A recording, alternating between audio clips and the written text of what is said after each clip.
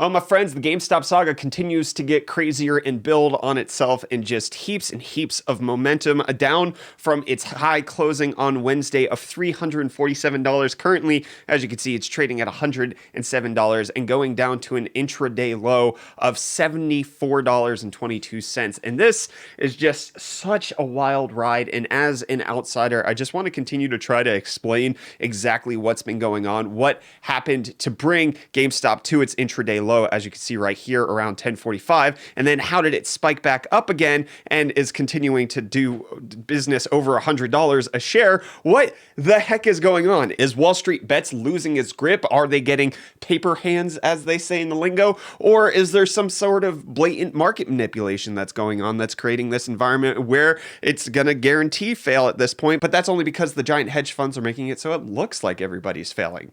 It's kind of, as far as I can tell, probably a mixture of both. But before I kind of dive into what's going on here, at least from my best guesstimation, this is not financial advice. I'm not advising you buy this stock. I'm not advising you sell your stock if you have any. I just want to kind of break down what led to this giant collapse today and why it's maybe gonna be okay, maybe not, who knows. So the main thing is that you have to be familiar with the terms that we've kind of already established with what's going on here, with that being the short selling and the short squeeze. If you missed my first video covering all of this, you can check it out right up there. But suffice it to say, the biggest issue here is that a lot of people are believing that the price drop is because of hedge funds doing what's known as a short ladder attack. As you can see right here, as well as dozens of other posts that are posted on Reddit, they are basically, essentially, from how I gather it, this is alleged, they are selling to each other at lower and lower prices, thereby driving the price down, which is indicated by these giant red, as they're known, candles right here, but it's being done in low volumes, which is this blue graph right here. So they're selling off small amounts of shares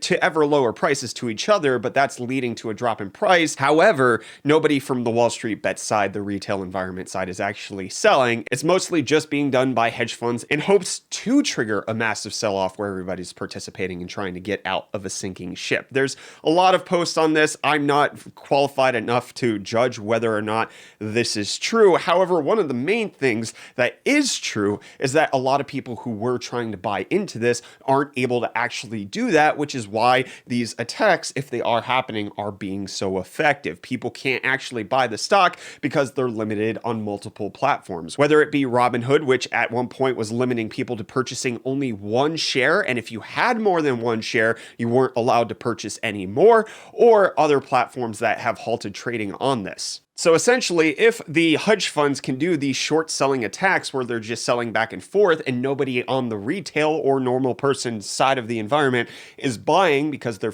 unable to, and with Robinhood halting trading on Thursday, people still might not have been able to transfer their funds out of Robinhood back to their bank and then over to another broker where they're able to actually purchase these shares. And so it might be a little bit before we get the people who did have money who are waiting to buy in order to get back into this in order to counteract these things. So that's the general thesis. People being unable to buy is leading to a drop in share price, not because people are actually selling off, but because hedge funds are selling off between each other. And this was kind of proven by the fact that there was low volume until today, when there's actually been a pretty decent amount of volume, especially compared to average. I believe yesterday at close, it was around 30 to 35 million shares, if I remember correctly. Whereas today, even though we're not even a full 3 hours into trading, you can see here that there's 54 million shares that have been traded. So that has led to some sort of real sell-off that was occurring. A ton of volatility that's going on, but one of the things that also happened today was that Mark Cuban actually ended up giving an interview over on Reddit in an AMA where he essentially broke down what he thought would happen. The drop in price was due to supply and demand because there was no demand that could actually happen because Robinhood shut it down, which he says created the Robinhood dive. No Robinhood buyers means sellers lower their price to find buyers and they keep on lowering it till they find buyers, keep the most natural buyers out of the market, and the price keeps on falling. Then that drop accelerates because the more the stock falls, the more the owners who bought on margin get margin calls, and when that margin call happens, it's brutal. They just take your stock, send you an FU note, and sell your stock at the market price, no matter how low. They just want to get your cash to pay back the loan. That then accelerates the selling, which then leads to what we're seeing in the market right now with GME in particular. And lo and behold, when the stock dropped to $72, you can see that it immediately climbed back up.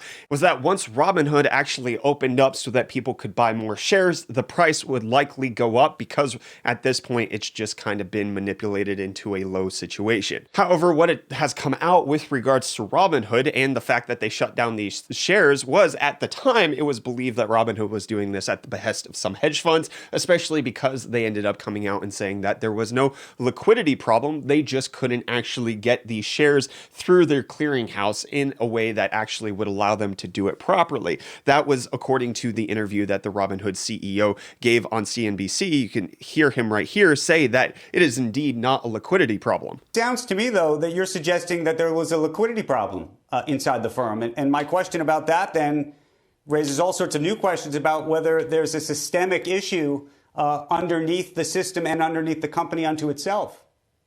No, there was no liquidity problem. And to be clear, this was done preemptively. So you can see right there that the CEO of Robinhood says that there's no liquidity problem, but then he went on an interview on Clubhouse with Elon Musk and essentially said that they didn't have the funds in order to guarantee the shares that were going through their clearinghouse. And this gets into a whole bunch of complicated stuff where Robinhood is not the company that actually settles the shares. They have to have that settled by a clearinghouse. That clearinghouse charges a deposit for that because the clearinghouse needs to make sure that they're actually going to get paid for the settlement of the shares that are being sold. And with the incredibly volatile nature that's been going on with the GameStop stock, as you can see over the last month or so, they apparently raised the requirements of how much of the share price needed to be brought in as a deposit. Some reports say that it was the full share price that needed to be paid for, which led to Robinhood not being able to actually pay for all of the shares that were being done.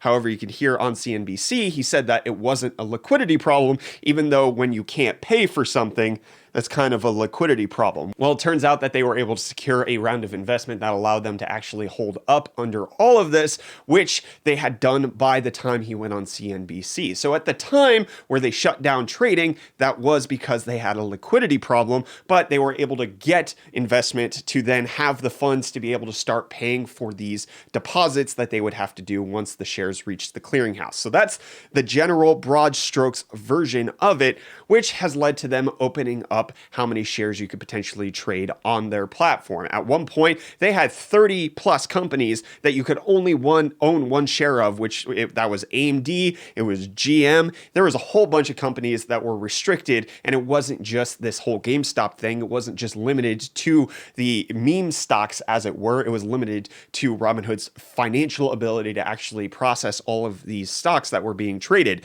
Now that they've secured more funding, they've actually opened that up. And as of this morning, you could purchase 20 shares or hold 20 shares with them before you weren't allowed to purchase any more. However, right around the peak of when the crash was happening today, when GameStop went down to $74, that's when Robinhood actually ended up opening how many shares you could purchase. GameStop was limited to 20 as of this morning, but as you can see right now, it is 100 shares that you can trade, and it's the same right now. So more people are able to buy, which was Mark Cuban's kind of proposition, was once Robinhood opened things up, everybody was going to be able to purchase and drive the price back up, which seems to be the thesis that's holding. Once more retail investors are actually able to get in on this, they were finally able to prop the stock back up. However, it does appear to be a mixture of regular people selling as well as potentially those short ladder attacks that have been occurring as well. These massive companies were selling the options and shares between each other in order to drive the price down, but because Robinhood only allowed you to have 1 or 5 shares and you weren't actually able to buy up, it just continue to drive the price down. And then after several days of that happening, especially with it occurring overnight, it looks like with the volume that we saw today, a large portion of people also decided to start selling off until Robinhood was able to open up the mass trading again to at least 100 shares, which at this point would be about $10,000, which is a giant chunk of change to completely throw away. So it seems like it allowed for more financially endowed people to actually fund and funnel funnel their money into this cause that's been going on behind GameStop. And it might continue to go up now that this limit has been lifted to some extent. Maybe Robinhood will bring the cap back down at some point. Maybe they will raise it up and have it uncapped at some point. But it also is likely that as of Tuesday right now, we're kind of in the middle of when people have exited all of their spending cash out of their Robinhood accounts and are looking to transition those into a new brokerage if they brought it back to their bank first. So it takes a couple of business days to process that. If they took their money out on Thursday, that processed on Friday, maybe it landed in their account yesterday and they're still trying to transfer it to their new brokerage today, whether that be Fidelity or otherwise. And then Mark Cuban's entire philosophy, I mean, he's a multi-billionaire, so maybe we can potentially learn something from him. I don't know, not a financial advisor. I just like considering perspectives in order to determine where the proper avenue is, or if there is even a proper avenue and everybody's just making it up as they go. But his advice was, if you can afford to, hold the stock you hold. I don't own it, but that's what I would do. Why? Because when Robinhood and the other online brokers open it back up to buyers, then we will see what Wall Street Bets is really made of. That is when you will get to make it all work. I have no doubt that there are funds and big players that have shorted the stock again, thinking they're smarter than everyone on Wall Street Bets. I know you're going to hate to hear this, but the lower it goes, the more powerful Wall Street Bets can be stepping up to buy the stock again. The only question is, what broker do you use? Do you stay with Robinhood, who is going to have the same liquidity problems over and over again? Or do you, as a group, find a broker with a far, far better balance sheet that won't cut you off and then go ham on Wall Street? It seems like that thesis has come true. It seems to be that that is the main limitation at this point from just, again, outsider's perspective. It seems like GameStop is limited by the fact that the market can't actually access it right now, and the people who were limited by Robinhood on Thursday likely still aren't in the market and trying to get back into it, which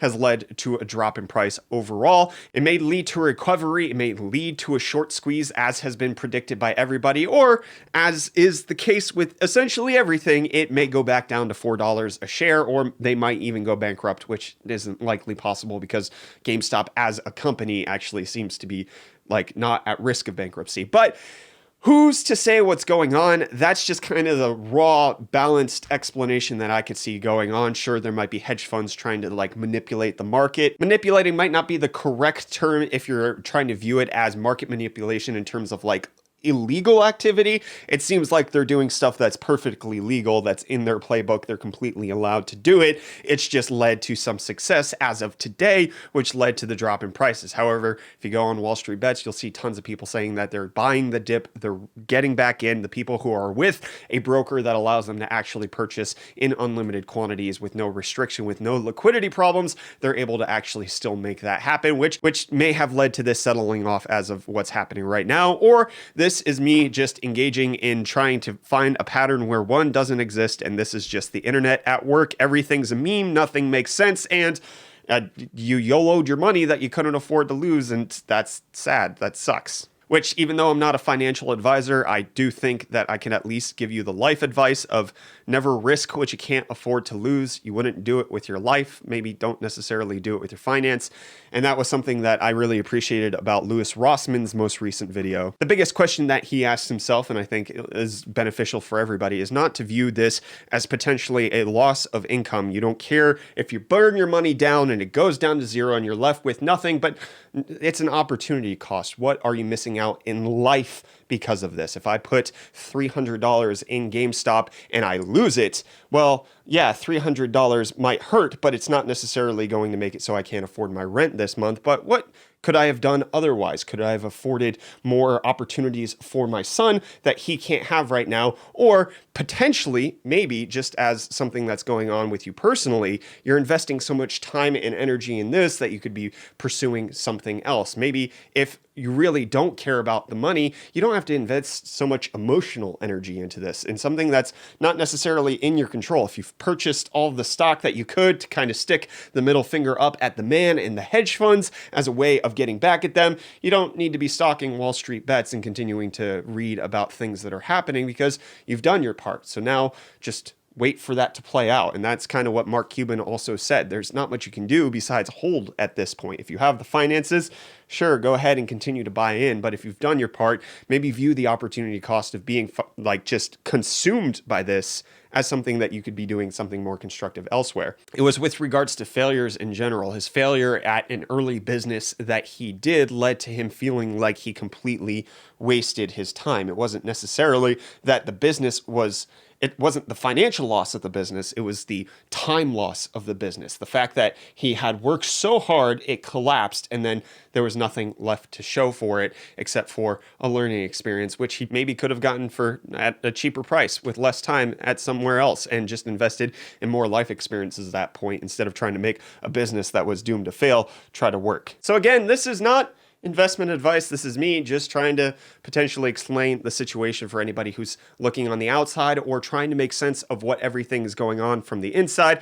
I've been fascinated by all of this, so I've just been trying to do the research, trying to read up on what's going on, not be sucked into any sort of confirmation bias or tunnel vision with regards to Wall Street bets being absolutely correct and all of the hedge funds are completely corrupt and screwing over everybody, but then also not being naive enough to say that's not happening or anything of the sort. I'm not sure if there could potentially be a middle ground, a more reasonable explanation, an Occam's razor of sorts to cut down and see through everything that's happening. Maybe this isn't sticking it to the man. Maybe this is just showing the power of the internet and what can happen when we all find a united cause and band together. And it's not necessarily about GameStop. It's really just about the resiliency of the human spirit and what we can achieve together when we're all focused on the same goal. Or maybe that's me just preaching a sermon in the midst of just people wanting to get their tendies. Anyways, let me know what you think of the GameStop situation. Are you in? Are you out? Are you diamond handing? Are you paper handing? Are you just fascinated? Are you bewildered? Let me know down below in the comments. And if you like these sorts of videos, they've done pretty well on our channel. Hit the like button. If you don't, hit the dislike button, and I'll catch you in the next one, friends. Cheers.